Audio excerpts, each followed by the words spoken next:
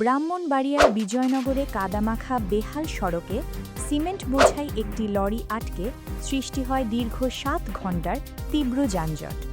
গতকাল সকালে চান্দুরা আখাউড়া সড়কের হাটখোলা এলাকায় এ দুর্ঘটনা ঘটে। এতে চরম ভোগান্তিতে পড়েন স্কুল কলেজের শিক্ষার্থীসহ হাজারো সাধারণ মানুষ। স্থানীয় সূত্রে জানা যায়, দীর্ঘদিন ধরে সংস্কারহীন বিজয়নগরের চান্দুরা আখাউড়া সড়কটি এখন চলাচলের প্রায় অনুপযোগী। গতকাল সকালে সিঙ্গারবিল ইউনিয়নের হাটখোলা গ্রামের উত্তর পাশে একটি গভীর গর্তে আটকে যায় সিমেন্ট বোঝাই একটি লরি। এতে সড়কের দুপাশে আটকা পড়ে শত শত যানবাহন। কার্যত অচল হয়ে পড়ে পুরো এলাকার যোগাযোগ ব্যবস্থা।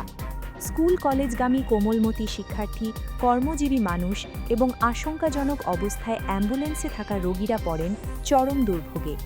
পরে লরি থেকে মালামাল সরিয়ে দীর্ঘ ৭ ঘণ্টার প্রচেষ্টায় দুপুর ২টোর দিকে গাড়িটি উদ্ধার করা হলে পরিস্থিতি স্বাভাবিক হয়। স্থানীয় বাসিন্দাদের অভিযোগ, দীর্ঘদিন ধরে চম্পকনগর, নোয়াগাঁও ও ক্ষীরাতলা এলাকার রাস্তাটি মরণ ফাঁদে পরিণত হয়েছে। প্রতিনিয়ত ঘটছে দুর্ঘটনা, নষ্ট হচ্ছে যানবাহনের যন্ত্রাংশ।